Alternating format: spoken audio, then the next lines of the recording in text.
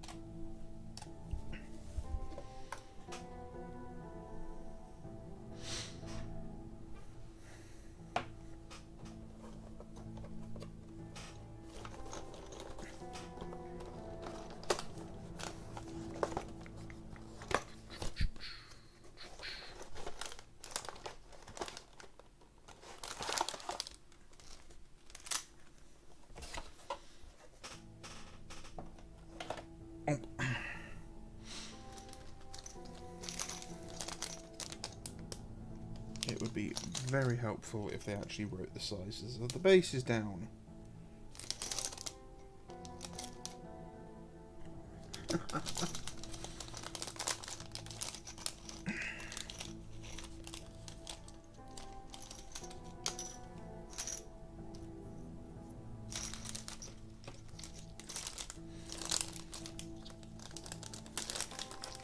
Do, do, do, do, do, do. Get rid of that.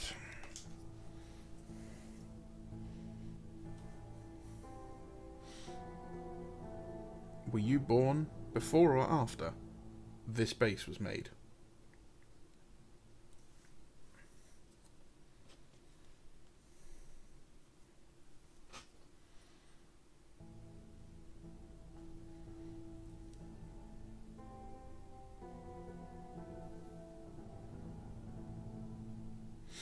Hello, Doc. How are you?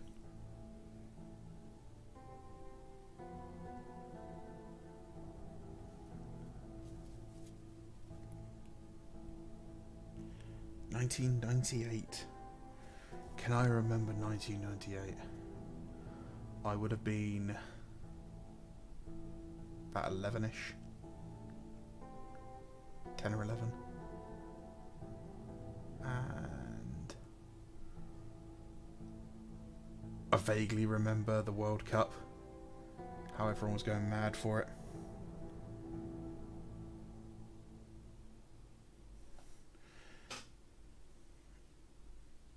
Right.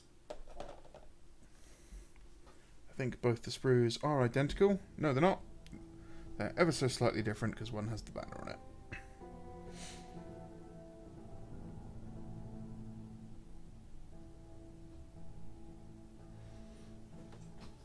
Hello, Curtis. How are you? 1998 is when Pokemon came out, so it's easy for me to remember that year. I was talking about Pokemon at work today. A couple of my work colleagues have gone absolutely mad for that new PAL game. And we were talking about Pokemon being released at the cinema, the movie.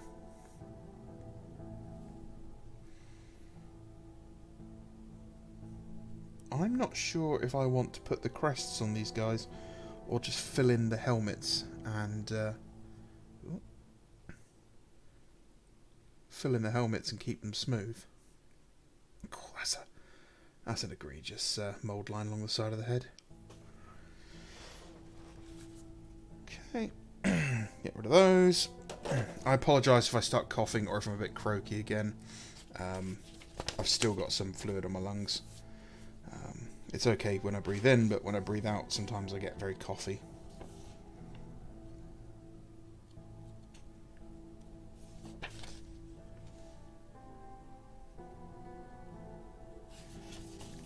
Yeah, I'm definitely kind of feeling filling in the helmets, actually. And I'm also probably going to file the shields down, because then I can use some of these lovely decals. And I believe it's that one that I need to use for the Oh, it's the city of something, I can't remember. It's the largest port, and it's the home of all the pirates.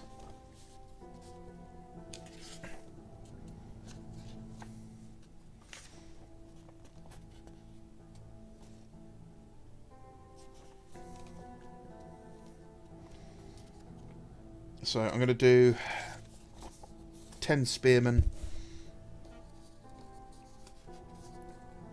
My plan for the army is 20 spearmen, 20 repeater crossbows. So I'm going to do 10 of each with this box, or this order. And then when I do a second order of parts, I will order... I'll do another 2. 2 units of 10 each. Is the music on? I don't know, I can't hear anything myself, so... I've switched it up to use a different track for fantasy stuff. Doing well, hope you're doing well. If I do Age of Sigmar ping, they showed up at LVO.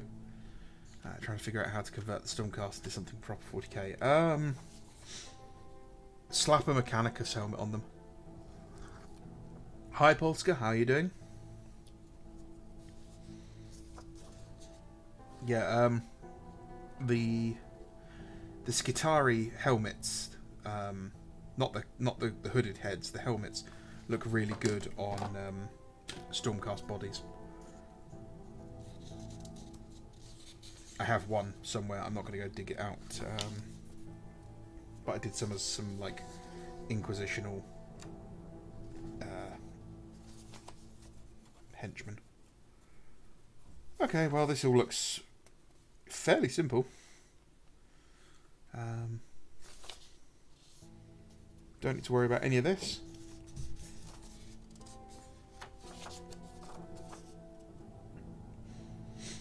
Yeah, I'm going to go for smooth helmets, and I'll use a crest on just the sergeant.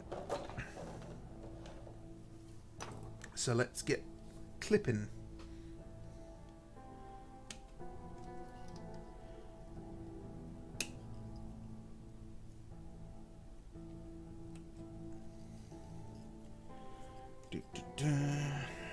That's one, and we're off. I'll only be streaming for about an hour and a half, 2 hours tonight, guys. I do have, unfortunately, some stuff to do before tomorrow.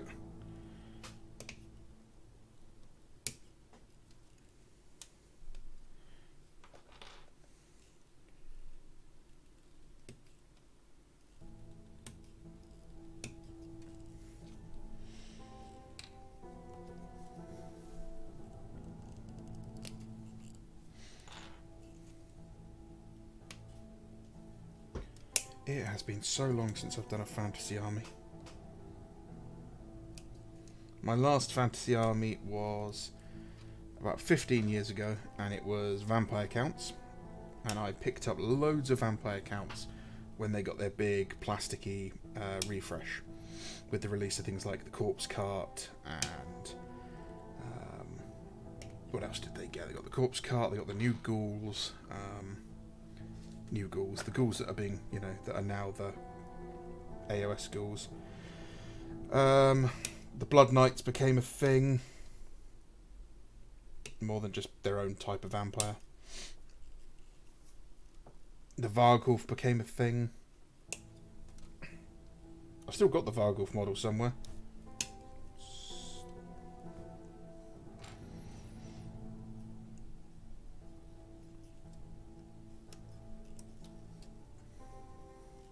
Dr. Nose built his first 20 skeleton warriors when he got his box. I love how simple they are compared to 90% of the kits now. Yes. Yeah, a lot of the old fantasy kits were very joys modelling. Getting them to rank up while maintaining some sort of interesting uniqueness to each model was very difficult. And it's going to be a little easier now because the base sizes are bigger, but it's still going to be a bit of a pain. Excuse me.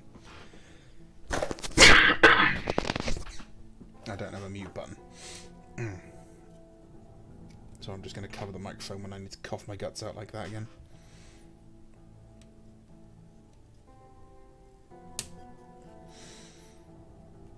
Curtis, unfortunately, for me, no one in my area seems to be interested in the old world, so I may just halt my plans for Bretonians. Might get the men-at-arms for D&D though. Oh, that's cool. I'm sure you'll find someone. But, you know, just go slow. Don't buy a huge amount and then just, you know, sit on it. Buy, you know, a unit at a time, and you can work your way through it that way.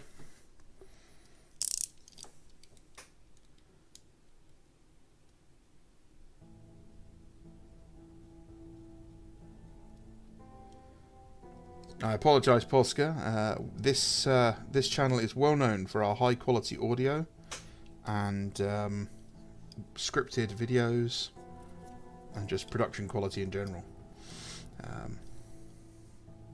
It's also filmed in front of a live studio audience. Well, Ginger, you don't have to get into a new game system. You know, if you you know, if you don't have people around you who are playing it, if you can't afford it, you know, or if you've got too much going on at the moment, it's not a problem. But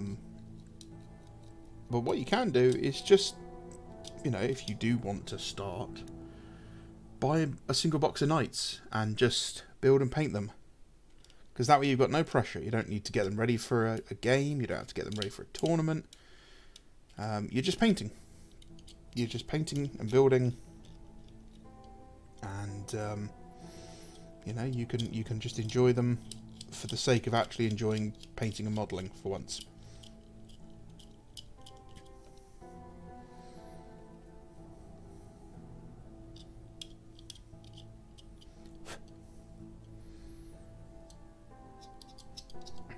I do like the round cap and hubrik that peasants wear, personally. Yeah, okay, so I like the older metal Bretonian, like yeomanry. I think looked fantastic. The old metal men-at-arms as well had a real sort of 100 Years' War feel about them. It's a little more fantasy in the plastics, but I believe that's because the Perry twins had left by the time they started working on those. The Perry twins used to be one of the real driving forces behind, like, historical analogy and kind of comparison at GW. If you look at some of the photos from the studio back then, you'll see, you know, they had suits of armour and loads of photos all over the place in the studio.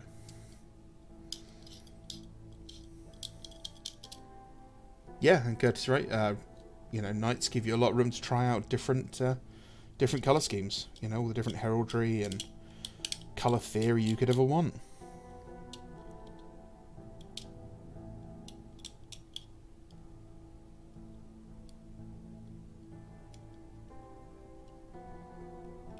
I'm still not entirely sure what colour I'm going to paint these guys.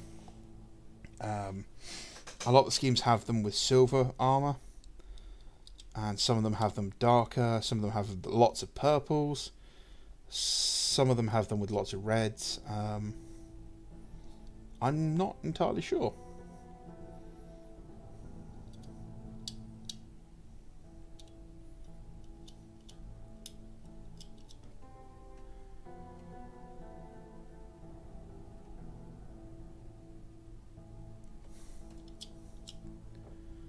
Actually doing different colour tunics on your militia. Okay, well that's cool. Militia are an interesting one. I can't justify doing militia at the moment because just the sheer cost for the amount of bodies I'd need is silly. I think what GW needs to do is start selling things like Imperial Guard, Solar Auxilia, and the like in platoons. So instead of just being, oh, it's a box of 20, selling them in like boxes of 40. just because of the savings. It's just too much, unfortunately. You know, you want us to have this many infantry, but there's not much point if that many infantry cost the same amount as Space Marines, which are supposed to be a smaller elite army.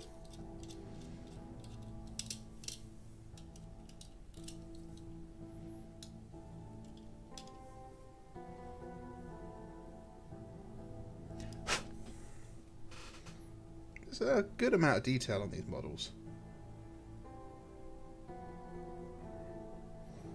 I hadn't realised they'd released these. I thought these were still the same ones I'd had the last time I'd painted and collected any Dark Elves.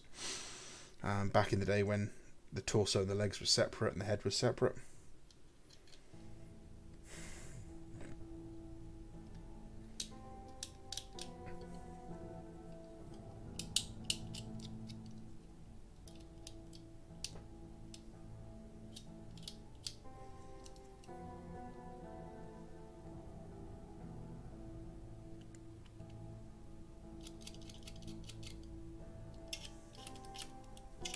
Oop, pardon.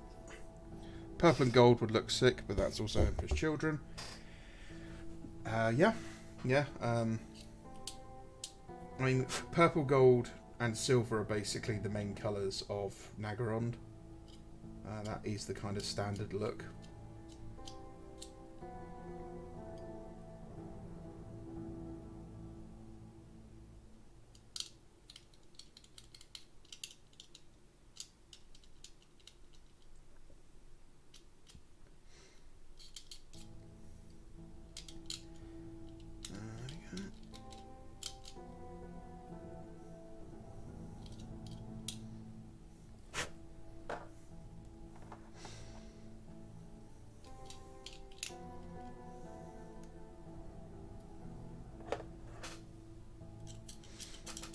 Those don't need to be too careful with stuff on the bottom because you're not going to see it.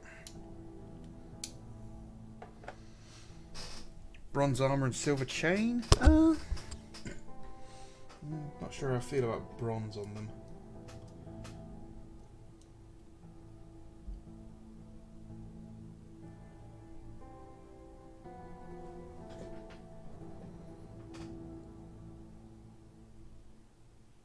I think what I might do is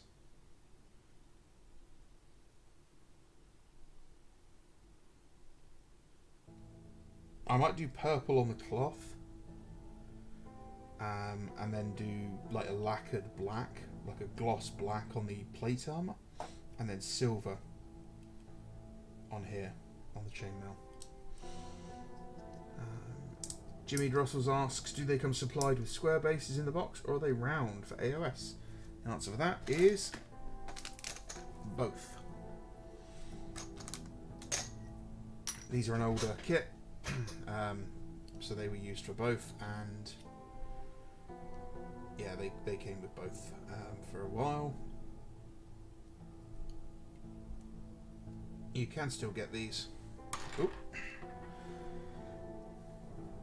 I'm not sure if those are 25mm bases it comes with though, or if they're 20mm bases. I need to measure them out. I'm also thinking I may wait because Unreal bases, Wargaming bases, who do some fantastic 40k bases, have announced that they're doing a load of fantasy resin bases, and I may just order a load through them because I quite like the quality of their bases. This is one of theirs. They do some really nice urban bases. And for those of you who haven't seen them, yes, I finished my World Eater.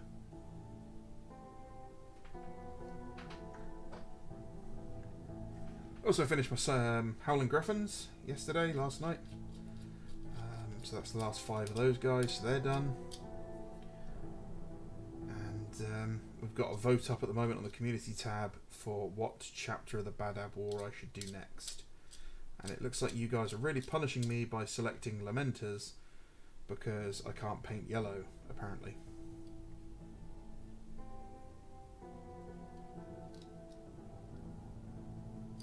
Or checkers. Like, we'll punish Bando because he can't paint yellow or checkers, by hand. I'm sure I'll be fine.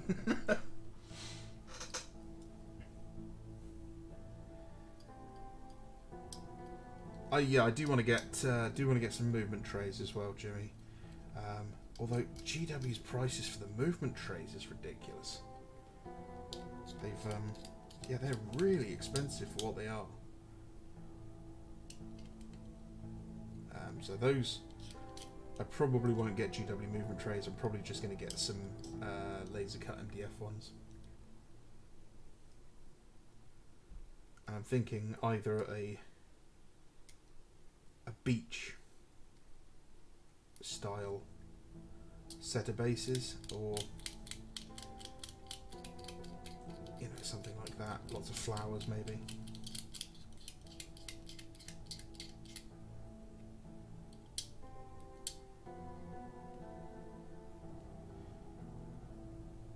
Yeah, I think a nice shiny glossy paint scheme will work well on these guys.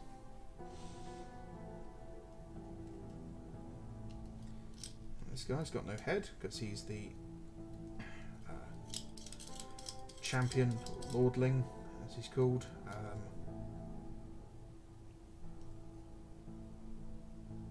He comes with a choice of 3 different heads.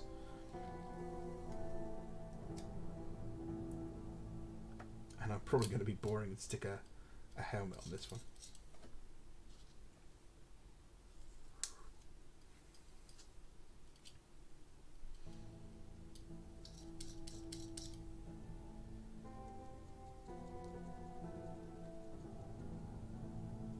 Yeah, I'm trying to think of what else I can add to this army to be a bit more flavourful and interesting. I'm thinking I can't remember how you say it, Carbaris? Not the War Hydra, but the other one. Because that looks kind of interesting.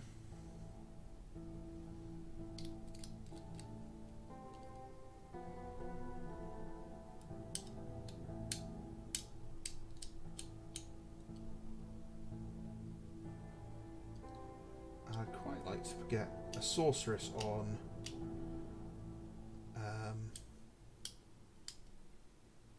a Dark Pegasus or something, but they don't make that anymore.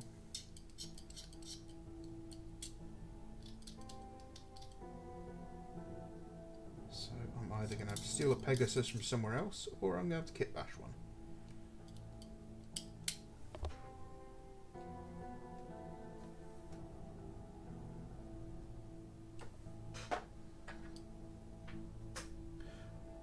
Yeah, I was shocked at the cost of the trays.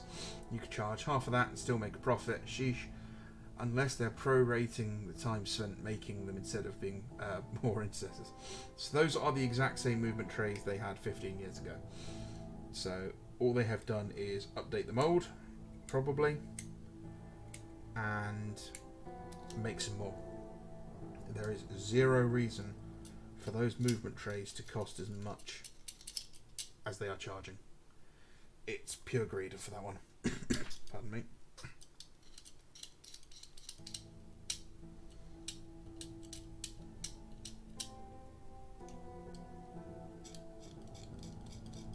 Yeah, and they're really awkward as well, because you get like a plastic tray with loads of squares in it, and you can flip it over and it's got smaller squares on the other side, so it's like 40mm, 20mm or whatever they were.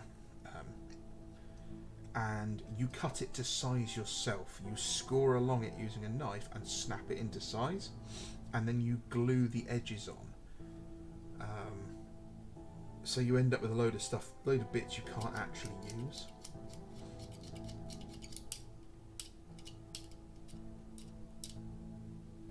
Which is really annoying.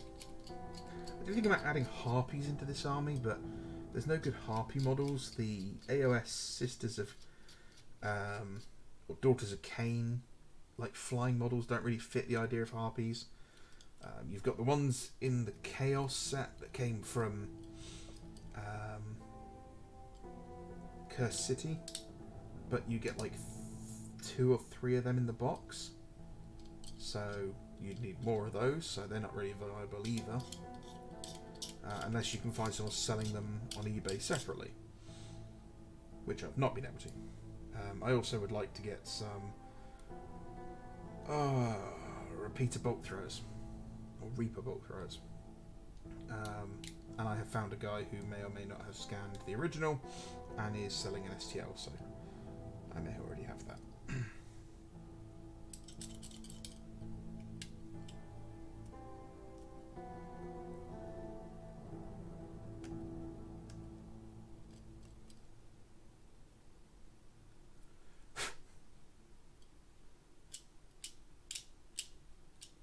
Starting to remember why I didn't like fantasy. Just constantly cleaning the same models over and over again. No, it's going to be good to actually have a finished fantasy army for once, because while I've been in the hobby for about 30 years, it'll be 31 years this year, I didn't actually finish an army until just before 8th edition came out.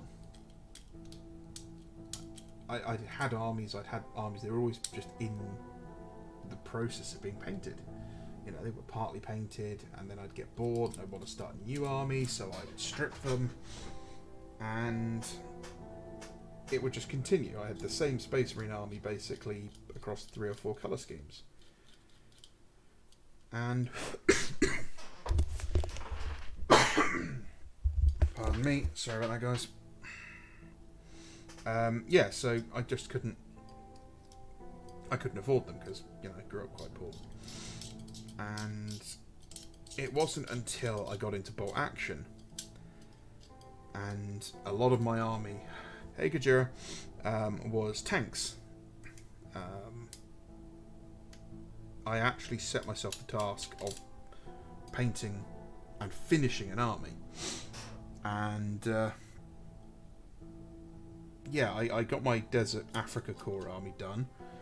It was sort of 2 squads of guys, 20 guys. It was 2 half tracks. It was a Tiger, a Stug, and some special weapons teams. And I got it all based, and I got it all varnished, and I got it finished. And it's in the display cabinet, and I know that army is done. If I am to start any more Africa Corps models, it will be for a new Africa Corps army.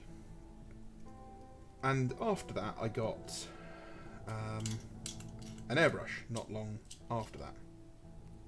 And in the 6-ish years since getting an airbrush, I have painted and finished more models than I had in the 30 years before combined. I've just been pumping out models. I got, finally got a job after being unemployed for 5 years, and I could spend money, and it was great.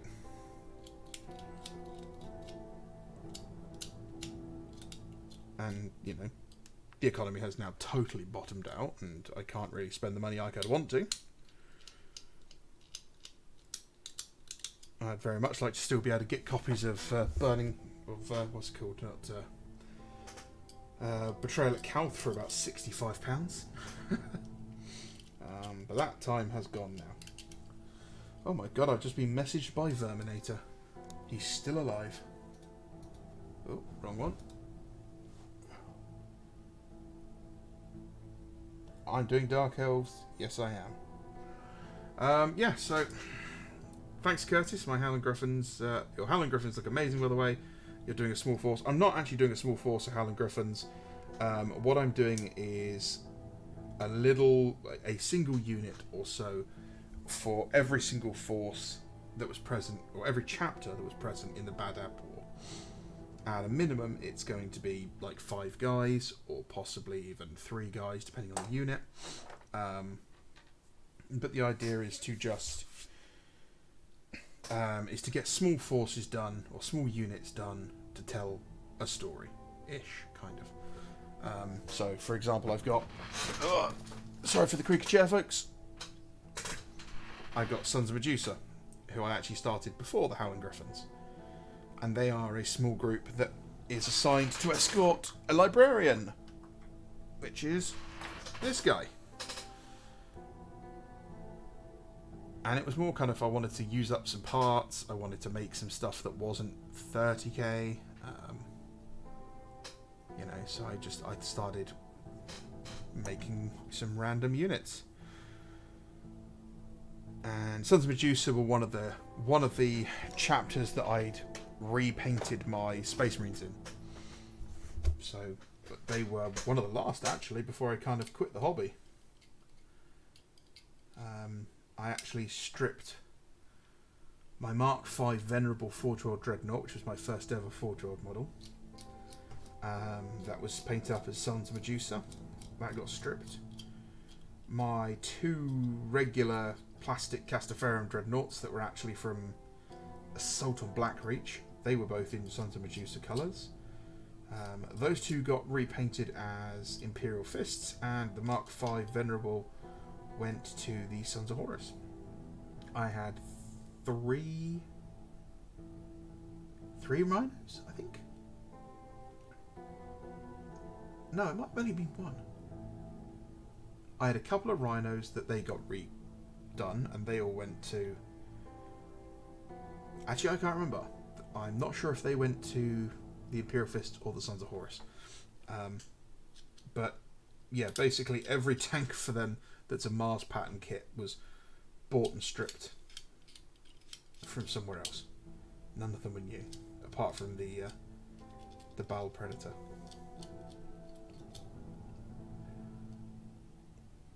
That's awesome project. Those small forces could also work with kill team. Yeah, that was kind of the idea, was that I would like to make kill teams out of them. Problem is, I don't play kill team. I don't quite understand the rules for it. When I look at the army list builder, I get a bit confused. So I'm just building them with bits I like. It looks like Lamenters are winning at the moment in the poll, which I kind of figured they would. I put them in there to kind of get them out of the way because I'm a little bored of painting yellow. I'm not sure if I should try and do them more of a muted yellow, like some of the art shows, or if do them in like a really bright yellow. So we'll see. We'll see. I don't even know what unit I'm going to do. I could do some scouts maybe, or some Terminators. I was thinking maybe doing Terminators for the Firehawks, is it? I think it's the Firehawks. Because they would look really cool. Or even the Star Phantoms would look really cool with some Terminators. I'm going to wait until the Mark IV box set comes out before I do the Tyrant's Legion. Just because I think that the Astral Claws look really cool in Mark IV. And the Executioners, I'm going to wait until the Mark V plastics come out, because Executioners look really cool in Mark V armour. I also think Salamanders are probably going to be quite late on the list as well. Mainly because, you know, I already have Salamanders for 30k, so no need to do those.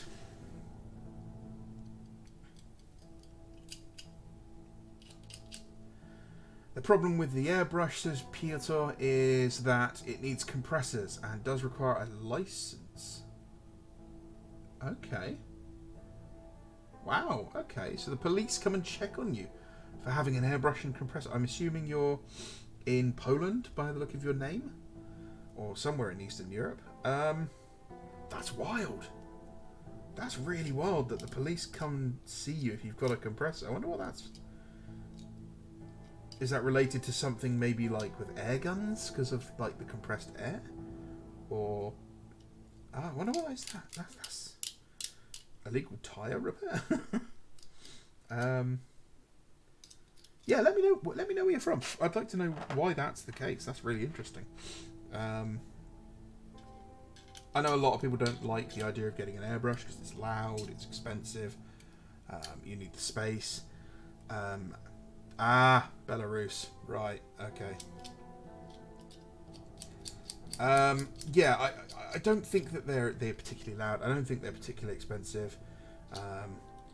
You can get a starter airbrush and compressor for under what's it called? Under £100, and yeah, like space wise, they're not particularly that big. You know, if you've got enough room to paint, you've probably got enough room for an airbrush.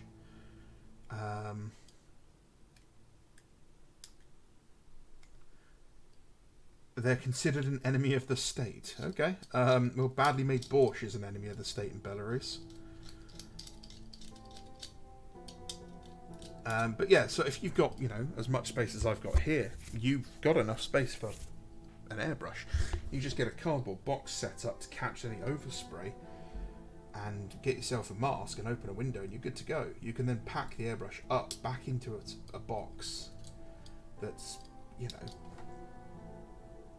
maybe a foot by a foot, if that.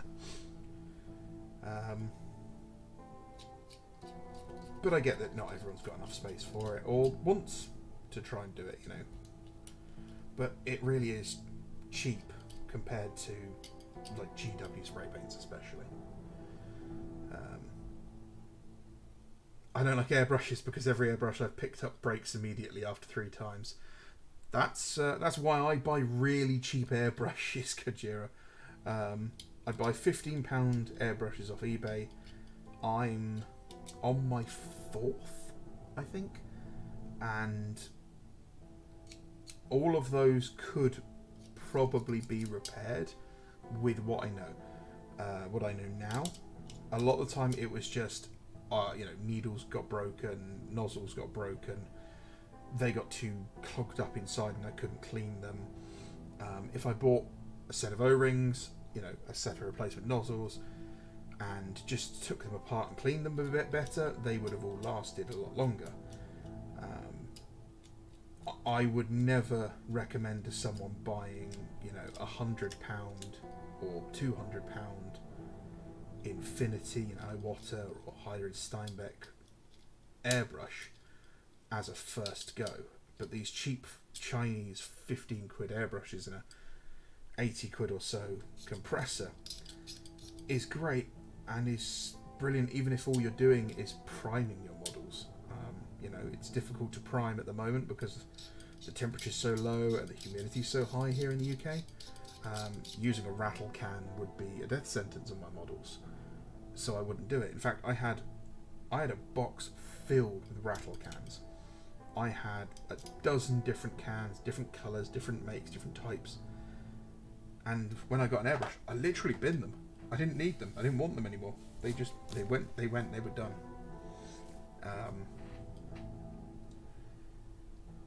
And it was just, you know, these will be more dangerous to me now trying to paint with them than just getting rid of them.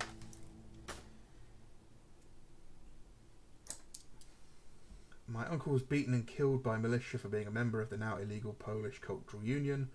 I love Warhammer Fantasy Battle 40k when I studied in Poland, but now my parents are old and have to care. Oh, that's not good.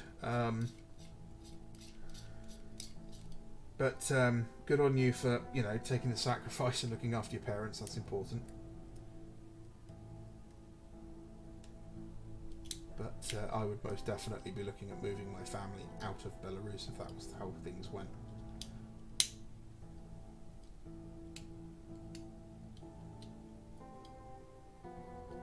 But I can appreciate that not everyone can move like that.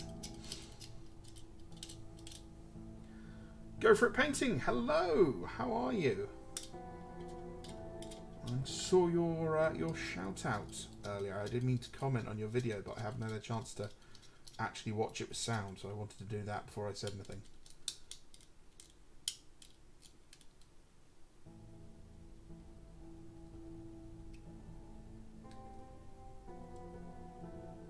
But chaps, go and support a fellow hobbyist. Go and subscribe to Go For It Painting, and, you know, pop a comment in their video.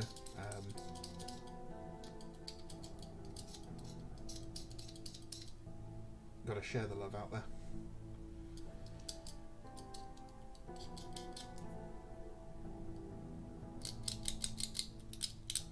Ugh, so much plastic everywhere. Right. That's 10 guys, all cleaned up. It's pokey stick time. Oops. 1, 2, 3, 4, 5 connection points on each spear. Fuck my life.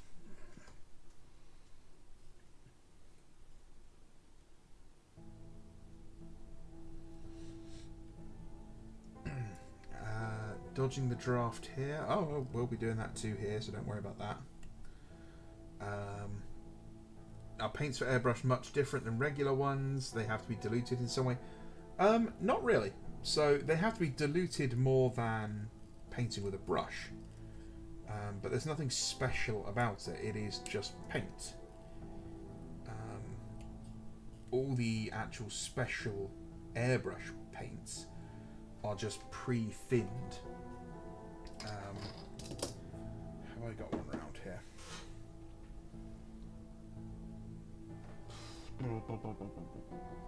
Doesn't look like it. Oh well. Yeah, so basically... Oh, there we go. So you've got like the Citadel ones, which are really, really runny. These aren't great. These really aren't great. This one especially is really not great. Death Shroud clear. But then you've got regular paints. Well, all I'll need to do is pop that with maybe 2 drops of water, and it's thin enough to go through an airbrush. I can mix it with my retard fluid, and you know, that'll help. That stops it drying too quickly.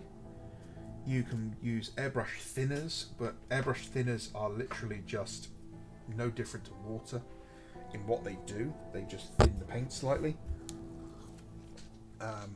They're just chemically slightly different. You could mix in a couple of drops of glaze medium, for example, or Lamian medium, or any other medium, to just thin the paints. It depends on what you're trying to do. Like if I was trying to glaze, I would thin the paint down loads. It would get loads of water, loads of medium, and I could then... It would be very, very thin. It would be almost like coloured water, basically. And you know, that's all it would have, because all I need to do is basically tint whatever I'm painting a bit at a time. This is not going to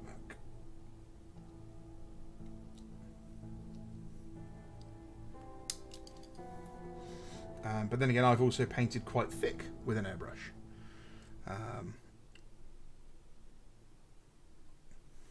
Regarding cutting out the spears, do both ends first. Makes it easier to get them out, lowers the strain on the part. Yeah. It just doesn't help that you can't get into certain areas with the clippers.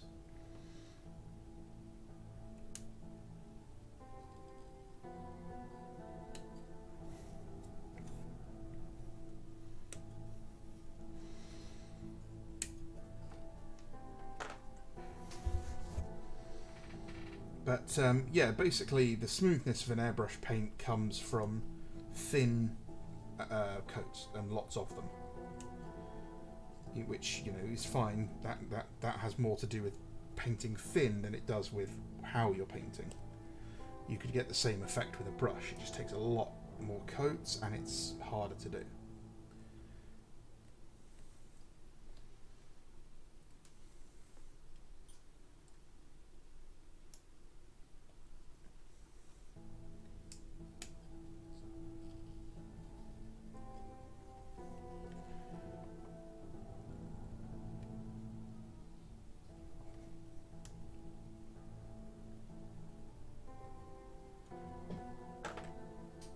I've got to look at her up here. Contrast paints with a touch of contrast mediums go through the airbrush like magic if you want to stay in GW's ecosystem, that is. Yes, they do.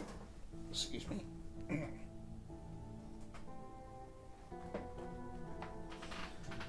Whew, that was painful. My belt was digging into me. Yeah, they can do.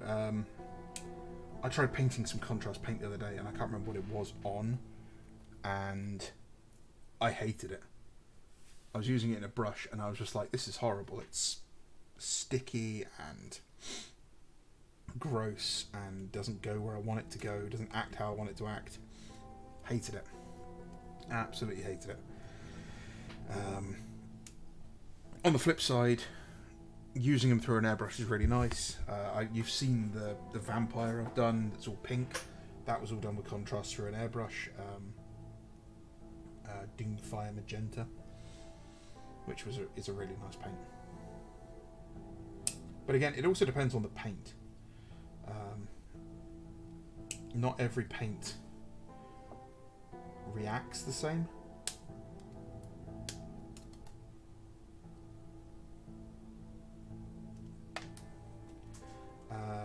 Not every paint goes through an airbrush the same. Like some whites really don't like going through an airbrush. Other whites go through an airbrush really, really well.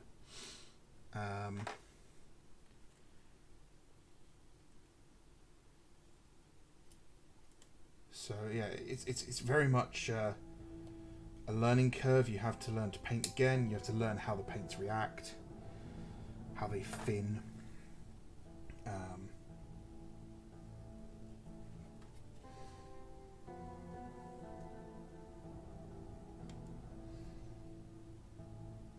Yeah, it's worth it though. And apparently you'll be sticking it to the man by doing it as well.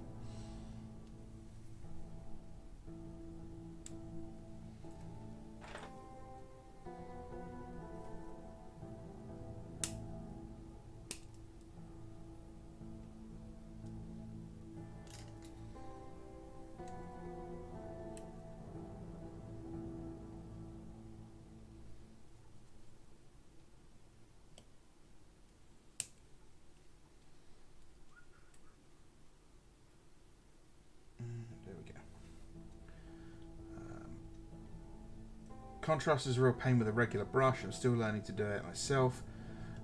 Since it does make mass painting easier, I am not painting 200 croup in the traditional method. Yeah, so an airbrush would get your 200 croup done incredibly quickly. Yeah, I cannot stress enough how quickly 200 croup would be done with an airbrush. And we'll steal that one to be the Lordling's crest. Oh well.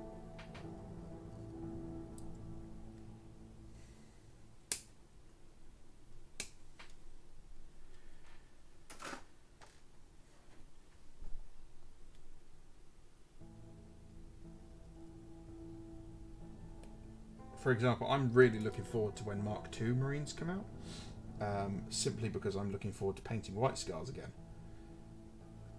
And I would not be looking forward to that with a brush.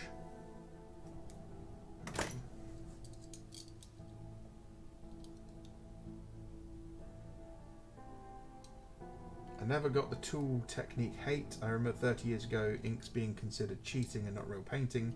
Same with dry brushing, something else. Than the base, etc. I remember dry brushing being like, it was the technique that you learnt first. That was like what you got shown, like, hey, here's a really cool, easy trick to paint your models quickly. And I remember inks being used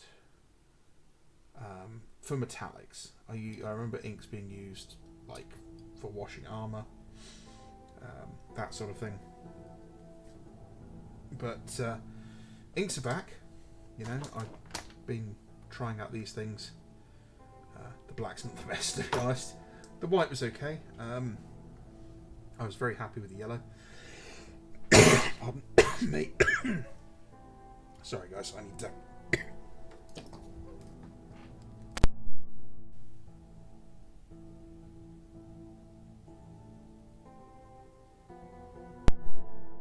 Oh, that was fun.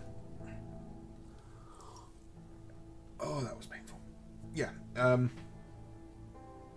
the yellow I was very happy with on this.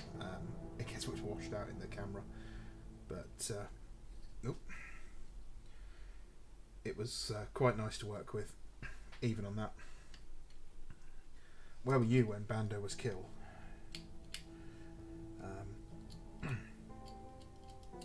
Yeah, so inks are fine. I'd like to get some more inks, try them out. The blue-green is really nice in that set. Or the green. It comes out almost identical to Cabalite green, which fits my scheme for my Sons of Horus perfectly. And is why I did a whole squad with them using that green. And that's got the other two layers of green on top of it. And now I'm just doing the detailing with the black, and then I will do the chipping.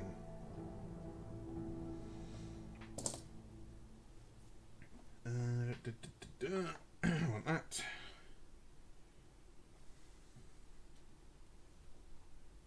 It's not the Rona. It is... I've got like some fluid on my lungs. Or something. I was taking some steroids for it last week, but I finished the course and it's still going, so I need to get in touch with the old doc again.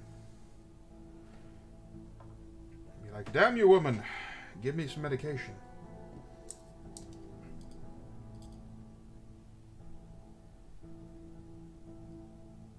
Good thing stuff changes. I remember getting called a non-hobbyist for doing smoke ink on Hammerer's armour just before Grudge of Dawn came out.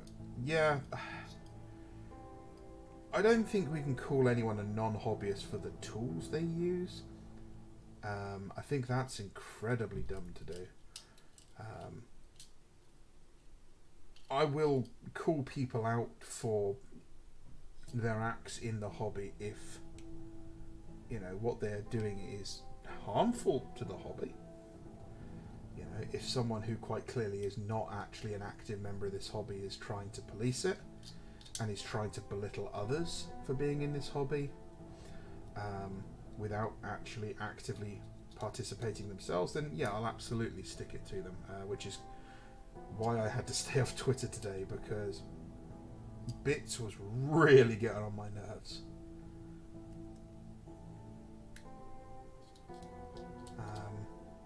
But technique-wise, no, I can't think of anything. I mean, if someone wants to go out there and try and paint their models with poster paints, I will give them, you know, critique. You know,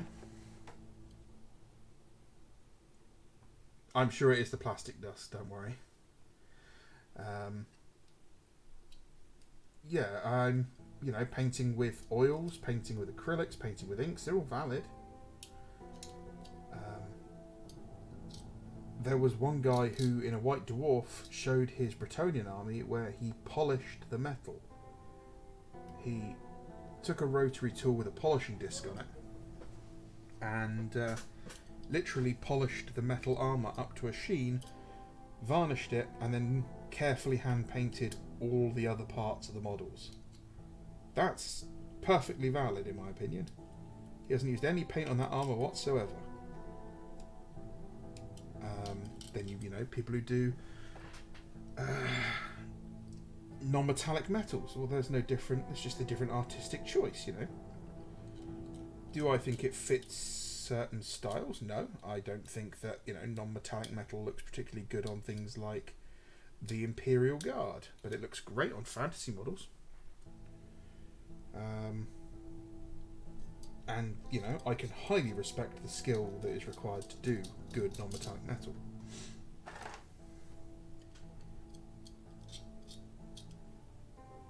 The dipping crowd, who literally, you paint the model in the most basic terms. So you do flat colours, you paint like this. This is about, whoops. This is about the level you'd get to with dipping, okay? So we've blocked out the colours. We've got black, green, you do the metallics, you do the browns. And then all they would do is they dip the model in wood stain and then flick off the excess. That's it, wood stain. For staining wood. You know, painting your fence and stuff. That's what they would do with it. And then they would just shake it off and let it dry. And it would add depth, it would add contrast, and it would let you get an army painted really, really quickly. It moved over to people using things like chestnut ink rather than wood stain, and then Army Paint came along with their soft, strong and mid-tone in a bottle, which they sold in dropper bottles. In fact, I've got one of their tones. That's probably older than some of you guys. Still liquid. So yeah, you just use that. But they also sold it in like paint tins, like little metallic paint tins that you'd had to use a screwdriver to open. Ooh. For dipping your models into. But we moved away from that. It's very similar to slap chop in how it, like, in the basic technique. But yeah, there you go, slap chop. We've got slap chop now as a technique that's come along and is very popular for new painters. Yeah, so it is what it is. I do my own kind of version of dipping. It's functionally very similar. I take my models, I get them, you know, to this point. I do a bit of chipping, and I add my decals and stuff, and then I just give it an ink wash. And then once the ink's dry and cleaned off, that's where it leaves it. It leaves it, you know, heavily weathered, blended together, and I can just touch up the details.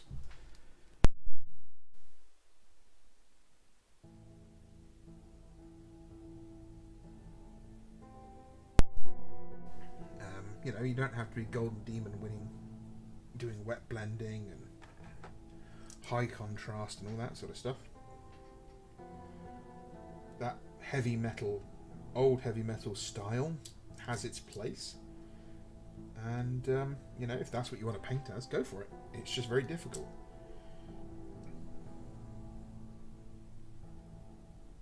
But learning blending is an important step in painting, definitely.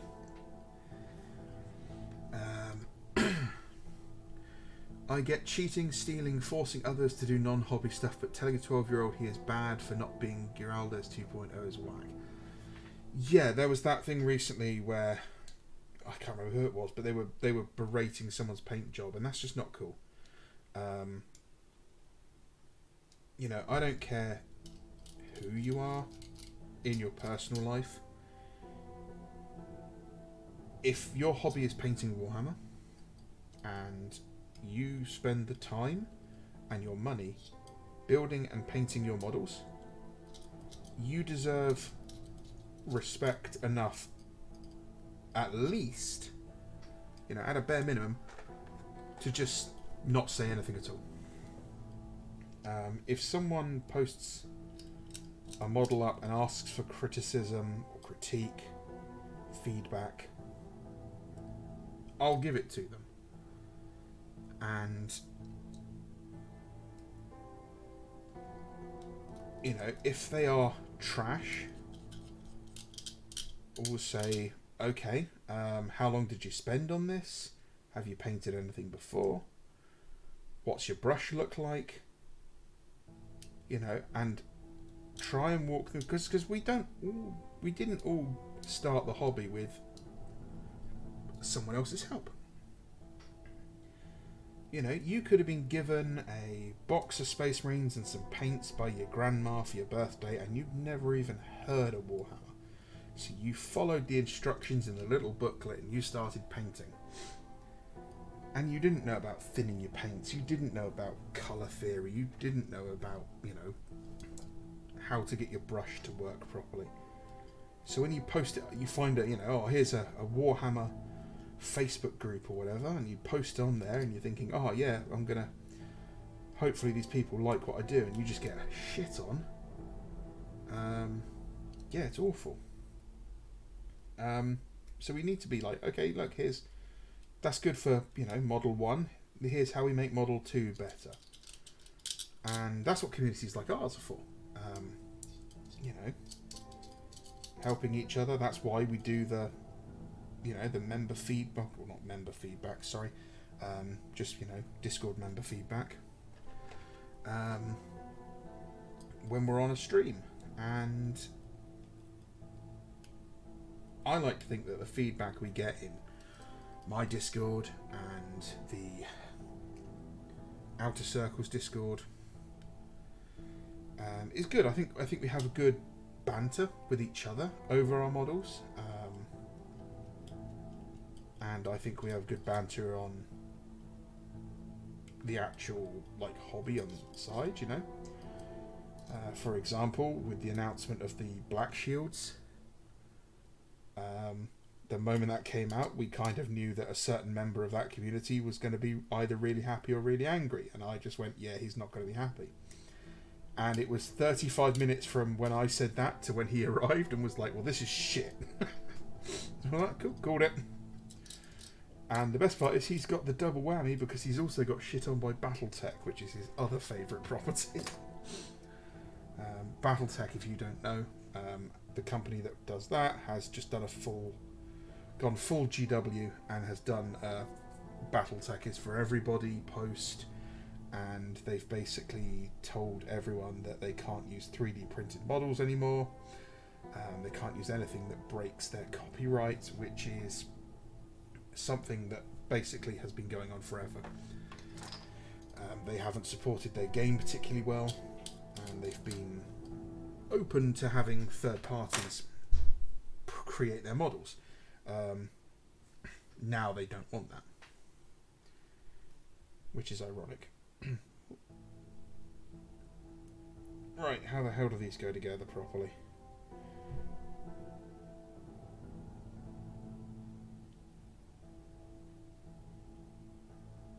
Okay, that's cool. So they kind of slot in against the lower legs and the tunic.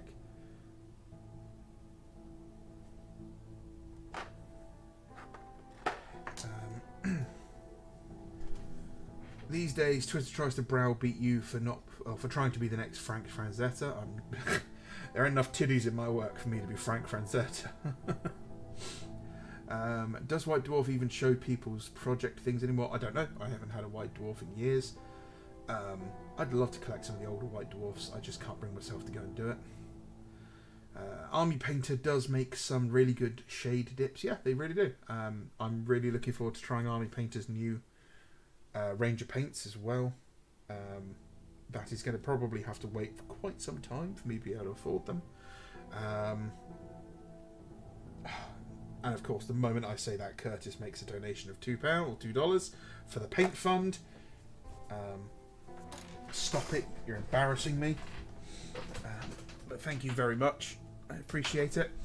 I have actually not taken a single penny out of any money I've made through YouTube. It is all sat in my Google AdSense account. For one very good reason.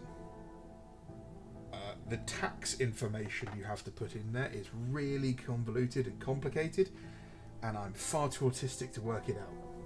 So I'm having to figure it out with a friend, because every time I try to fill out the forms I get angry. Because that's one of the things that happens when you're like me. You can get unreasonably angry when trying to fill out forms. But it's not clear whether or not I have to pay them 30% taxes or nothing. And there's a big difference between those two numbers.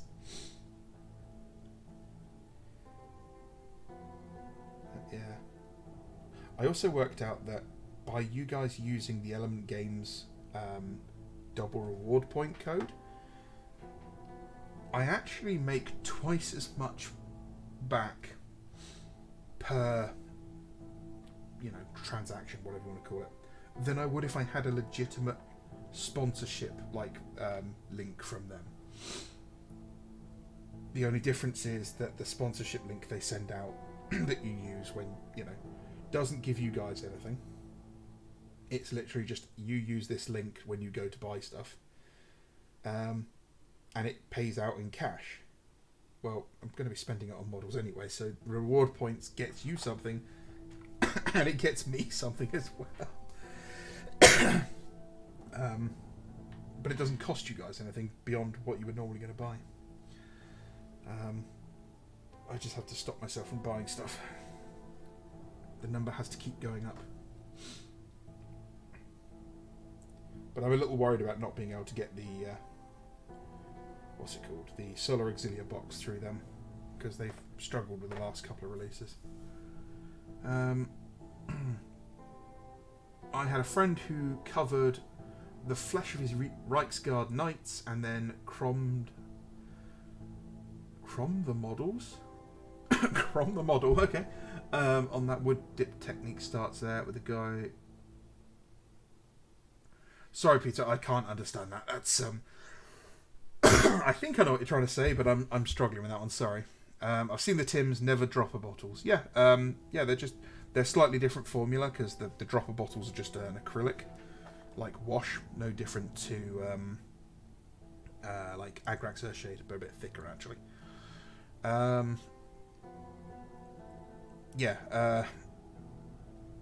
the dip is, I think, basically just wood stain, but rebranded.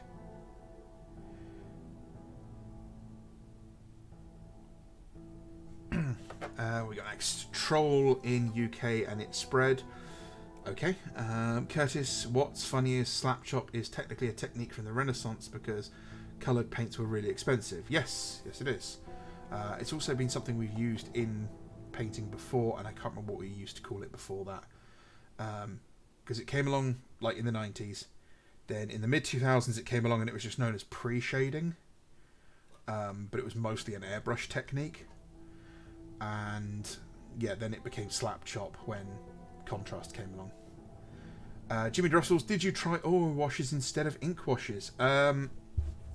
My entire Sons of Horus, Imperial Fists, Ultramarines, Nova Marines, Militia, Howling Griffins, Shattered Legions. No, actually, not Shattered Legions. Only the Salamanders in the Shattered Legions.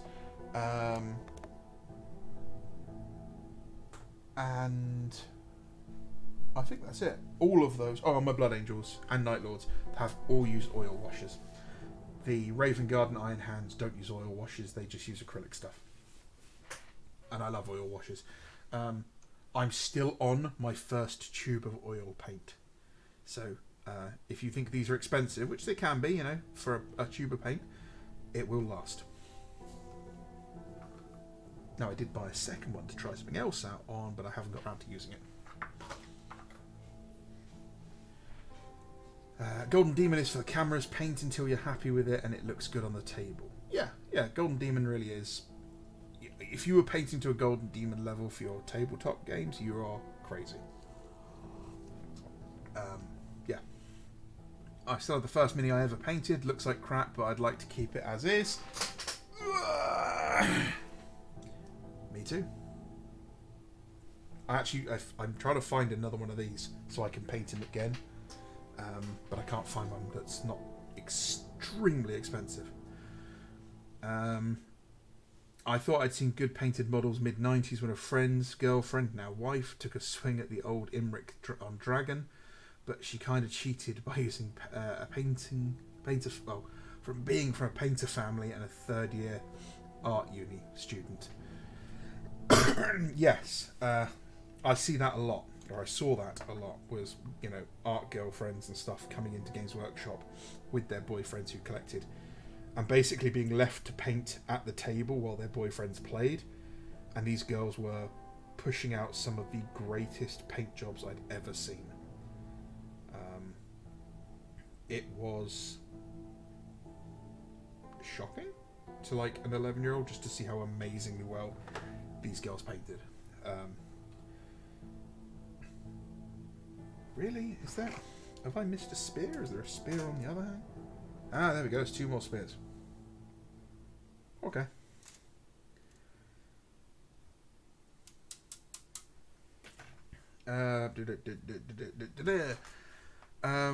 What else we got? I'm still trying to figure out how to join the Outer Circle Discord. Curtis, I'll get you a link. Don't worry, mate. I'll ping it over to you on our Discord.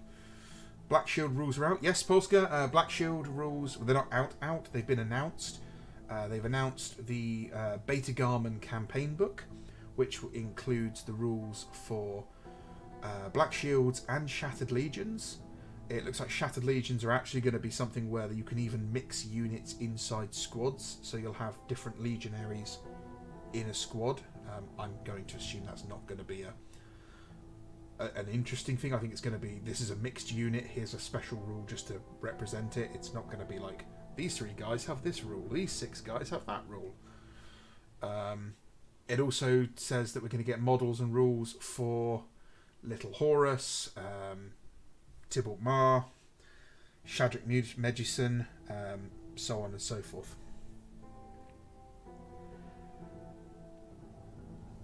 Ginger, if you're on our Discord, just ping me a message in one of the chats and I will make sure you guys get the link.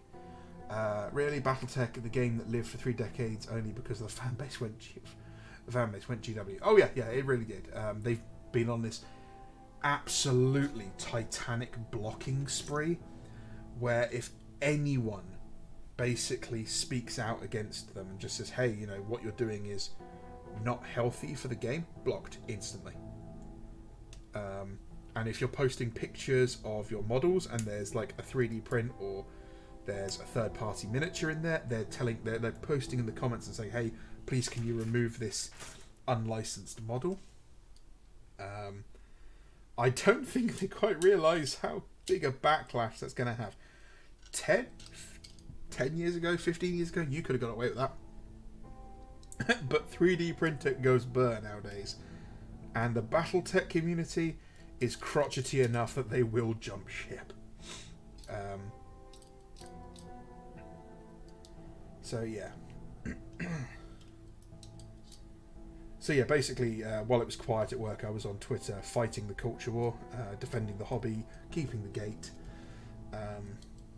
harassing women and minorities, as a good man does, reminding them that the only person to get nominated for an Oscar out of the Barbie movie was Ken, because he is Knuff. And yeah, then I had to get off Twitter because I was getting unreasonably angry with people with lukewarm IQs. £2 for the paint fund from Curtis, thank you very much. Rational Ginger, also Catalyst is delusional if they think they control BattleTech. Oh, absolutely. Yeah, that is going to backfire so badly on them. If I ever made my own property for wargaming, I think that the way I would handle it is licensing.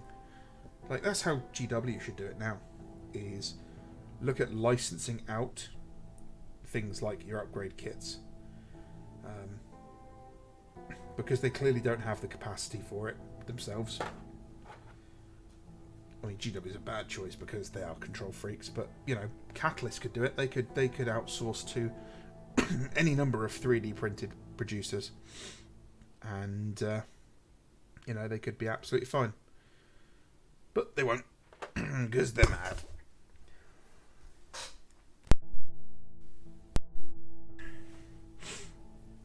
Yes, hope you're doing well about it. I am surviving, Corvinus. Thank you very much for your concern. Just a nasty cough, unfortunately. Unreasonable anger when filling it out forms is a natural human reaction, to be honest. Yeah. Took me a while to get my first job, trust me.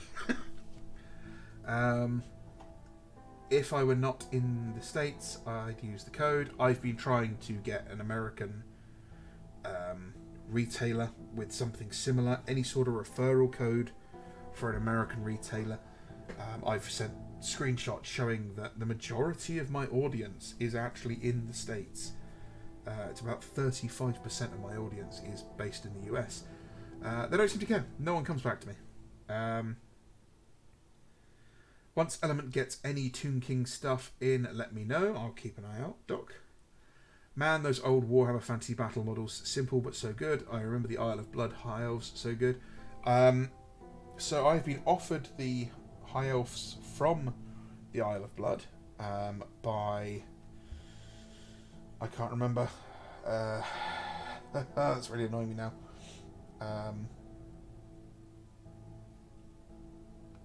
No, I can't remember. It's gone. But one of the guys on the viewers has offered to send them to me. I just need to figure out how to get them without giving strangers on the internet my address. Unfortunately, I can't afford a PO box because they are horrendously expensive. Just finished some Hazard Stripes. All stripy all the time. I'm guessing the Battletech company can't afford to act like GW. No, they really can't. They haven't really had much support for their game for a while. They've relied on third parties. And, you know, it's one of those things where it's the community has basically been the ones keeping the game alive for quite some time. So yeah, they done goofed. I guess this is supposed to be the Lordling's sword because it's a little fancier than the other ones.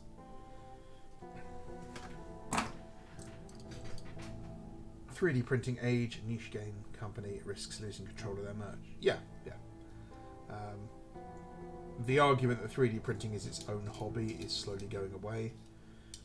With more and more people, you know, making garage industries where they're printing their own stuff, printing stuff for other people. Yeah, it's disappearing. The quality of the printers, the features they're having, things like built-in filters, heaters, self-leveling, all sorts of goodies. Basically, once they get over the toxic resin side of things, it's kind of game over. Because that's it. That's all, you know. That's the biggest concern most people have is the resin's toxic and I don't want to handle it. And that's it, you know. Bam, we're done. If you've got non-toxic resin, and you've got pre-supported files, pardon me.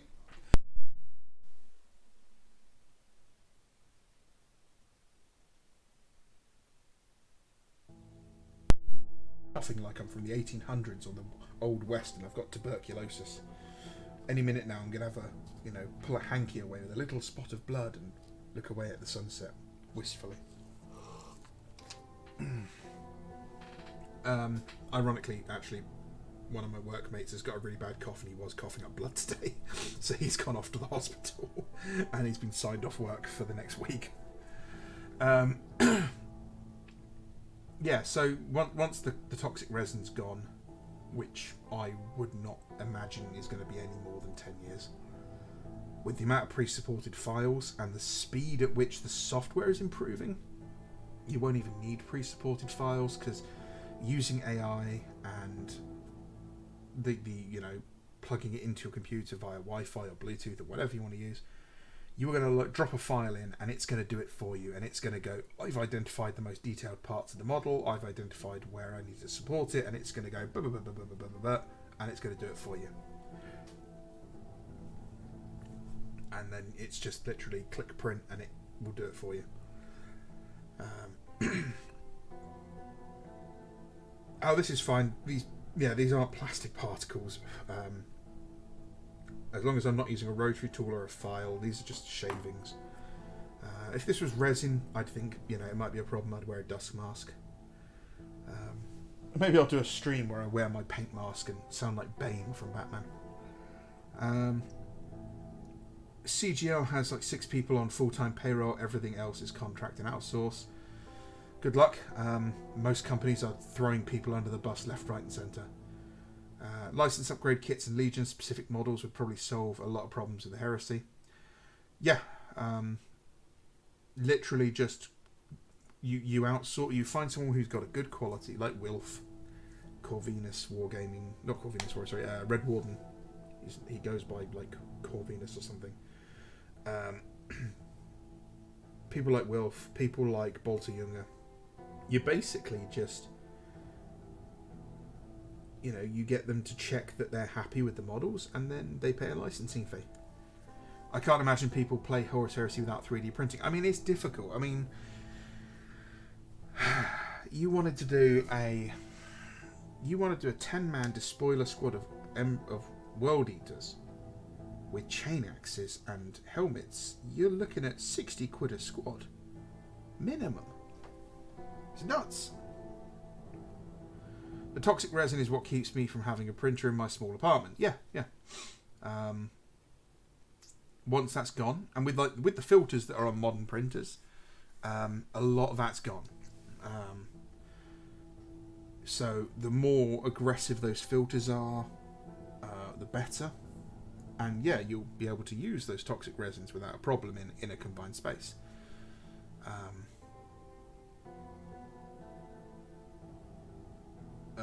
Yeah, that's that's going to be interesting in the future.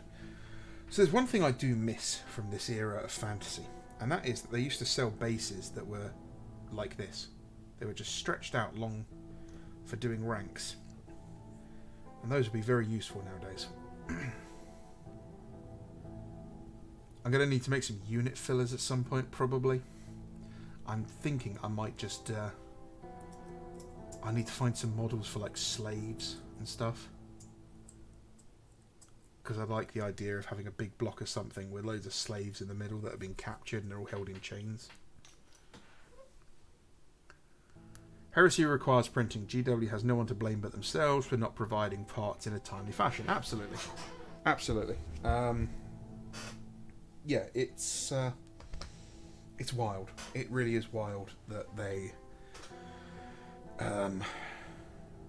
don't seem to understand it, but it's also more kind of maddening that we've allowed it to keep going.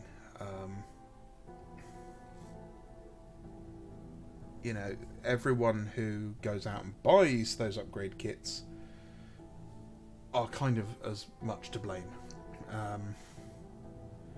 I think it was Macca that said once you can push a button and the machine does everything for you without any input from the user, GW is done. 100%. And honestly, 10 years conservatively, I would see that happening. Now, the really impressive thing is the plastic FDM printers, which don't use the toxic resins. They literally just heat up a spool of plastic and draw with it. Those have now reached a level of quality equal to the first generation of resin printers. Which means that in 5 years, they'll be good as like the last generation of resin printers. Those aren't toxic. Yeah, it's nuts. People I knew doing recasts in the 90s now run Artel Studios, Cromlech, legit businesses. Yeah. I'm really annoyed with Artel. I really want that Angel. I want his Sanguinius proxy. I messaged my sister and was like, hey, I know this is an imposition, but I was really going to ask for this for my birthday, but it stops being sold this week.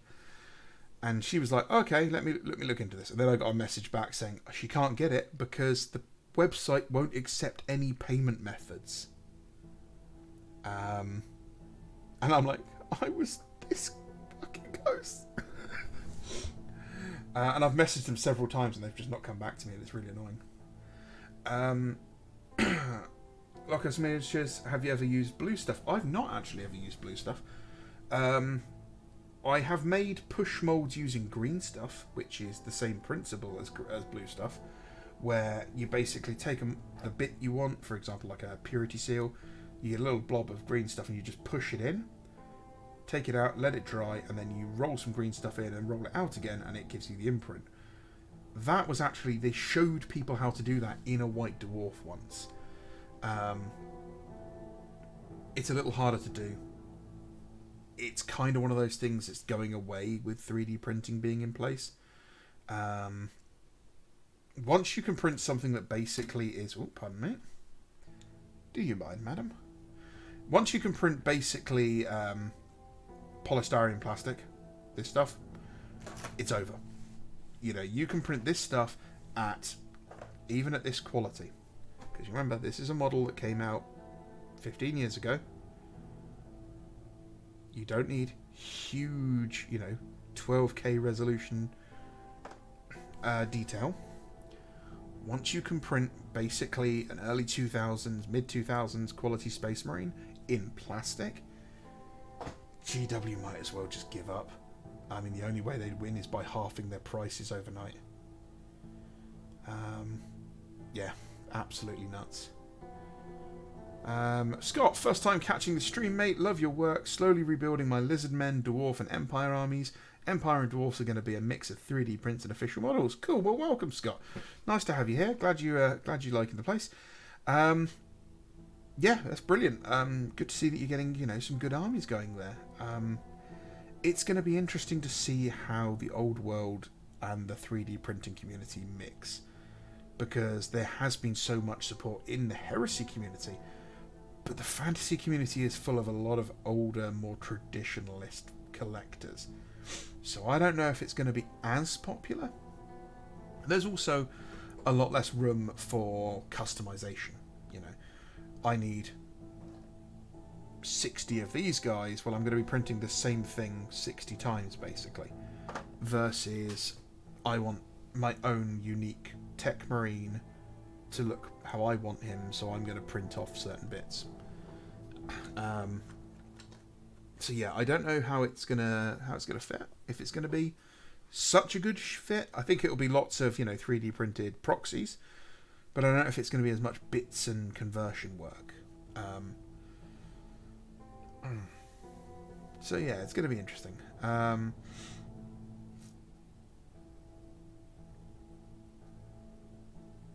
Yeah, so it's weird because I can't get to the Artel website. I can get to the Artel website, but it says it's based in Israel, so that's really useful. I've had no problems paying stuff in Russia, ironically, but apparently paying a company in Israel is not working. It would be great if 40k became the same model cost as historicals. I can appreciate it being more expensive, but there is a certain level of value that I assign to something. And I will be honest, I do not think a box of 10 Space Marines in plastic is worth more than like £25. I think charging more than that, it's too much. The epic scale stuff, for example, is also wildly overcosted. This stuff needs to be in bigger boxes and better priced. I think part of it is GW has run out of space in their stores. They are trying to stock too many armies, too many units, too many games. And they have historically always bought the smallest properties. And they can't now keep everything. They can't produce everything. So I think doing things in bigger boxes, for example, if they were to re-release these guys, these are in a box of 10 at the moment. Throwing these into a box of 30 for, say, £40 would be perfect.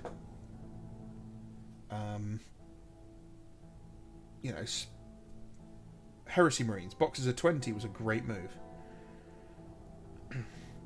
But you look at something like the Perry miniatures, and the Perry miniatures, you'll buy a box about yay big, and say you're buying, I don't know, American War of Independence, and you're buying Colonial Infantry, Continental Army, you get like 30 or 40 guys in the box. Now, they're true 28mm. Here's, USGI. This is one of theirs. And it is tiny compared to a heroic 28mm, if you will focus. Thank you very much. You can just see how different the scale is. Ironically, this is actually in scale for a Space Marine. This is actually more accurate to what humans and Space Marines would look like next to each other.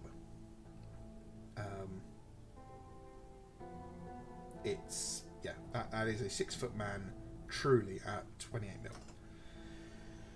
And you get 30 or 40 of these in a box with loads of different options.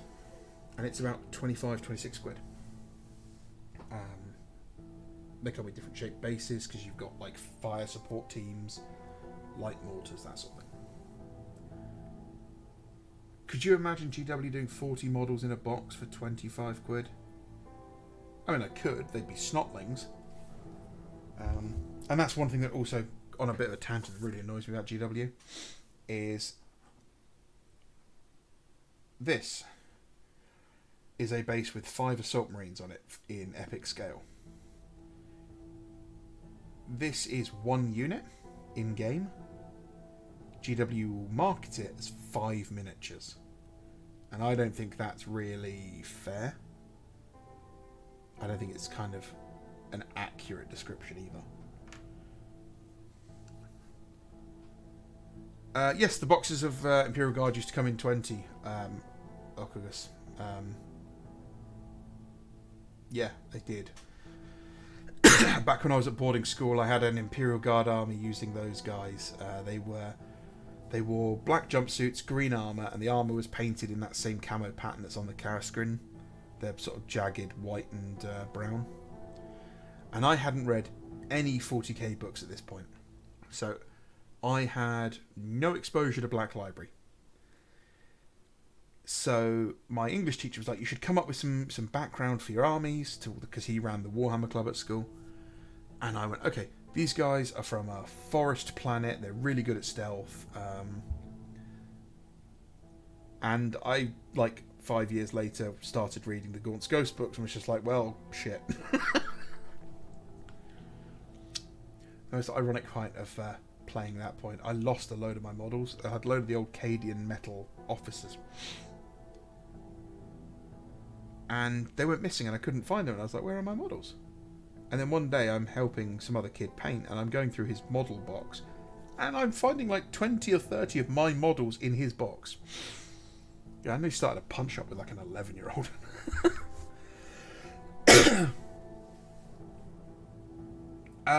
So, just noticed Saurus Warriors are on 32mm bases, but have to put them on 30mm bases for the old world. Yes, all of the AOS stuff is going to have to be rebased because everything's obviously on square bases.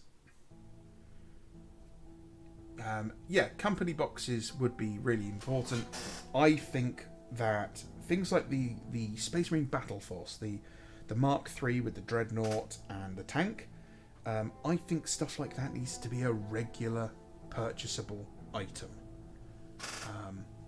Some people need to be able to buy things in bulk, especially for Solar Auxilia. That Solar Auxilia box that's coming out, maybe not that exact box. I'd lose the... Is it Dracasan? I think it's a Dracasan. I'd lose the Dracasan. I'd lose the Sentinel. I'd put another 20 infantry in. So you got a Russ and 40 or 50 infantry. So it's 40 infantry and a command squad and a Russ. Sell that, £100 or whatever it's going to cost. That needs to be a regular purchasable item. Otherwise, people aren't going to be able to do these armies. I remember when Tyranid players used to put one Ripper on a base to count as Ripper swarms. Buddy, we've all done it. One of the most common things to do for vampire counts was in the zombie box, I think it was. You got a grave. You got 2 or 3 grave markers to make your bases more interesting. You got 20 zombies in that box, and everyone I know could make 30 models out of it. Because all you would do is stick bodies coming out of the ground. You know, single arms coming out, and you'd just have one guy who didn't have an arm, and you'd make him have like a bloody stump instead. Or you'd have just the grave on there. So everyone I knew had this 20-man unit, but they'd all make 30 guys out of it every single time. They started doing the same with their skeletons as well. Pardon me. Slan are on 50 mil squared. Does anyone else agree? It seems a little small considering Temple Guard are on 30s. You gotta remember they're also floating, so it's not a big deal.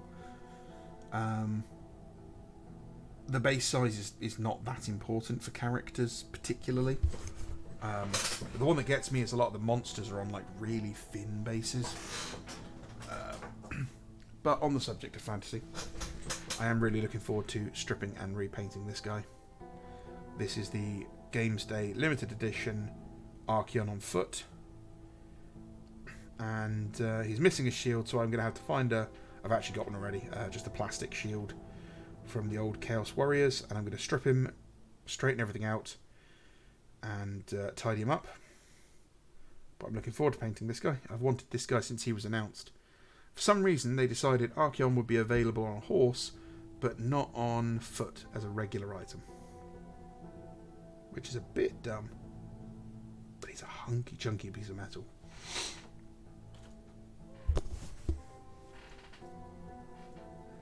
The Oathmark Fantasy range comes 30 figures for £25, which is a good price. It is, yeah. A lot of those guys, North Star and all that, War Games Atlantic, they're all doing, you know, good quality models at a good price.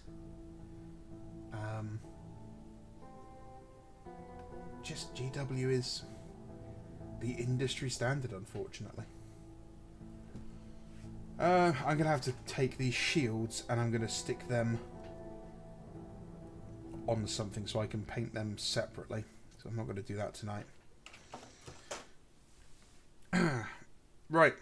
These guys are put together now. I think that's all I'm going to do this evening. What I'm going to do next is I'm going to prep the shields, sand off all of the details on these shields, or the skull motifs, which is just going to be lots of boring filing, and I'm going to need to find a mask for it. Get them nice and smooth. Just get them stuck to, I don't know, a piece of dowel or something. And yeah, what I'm going to do is probably on Tuesday, I will probably look at start painting these. So hopefully we'll do another stream on Tuesday. We'll do a feedback stream. For those of you who are on Discord, you know, just you can share your models. Doesn't have to be fantasy models. It can be 40k and 30k. It's not a problem at all. And you know, we'll do some feedback. We can share some ideas. And yeah, we can have a bit of a banter. Here is one of my favourite fantasy models I've ever painted. It's a goblin which I painted using pointillism, which is lots of little dots. Not a single brush stroke. Everything was done with loads and loads of dots. And these old sculpts have just got so much character. Look at that little guy. He's great. So guys, thank you very much for watching. You know, I always appreciate you guys coming along. Scott, thanks for joining us. Don't need to apologise for anything. Yeah, so I will be hopefully doing another stream on Tuesday.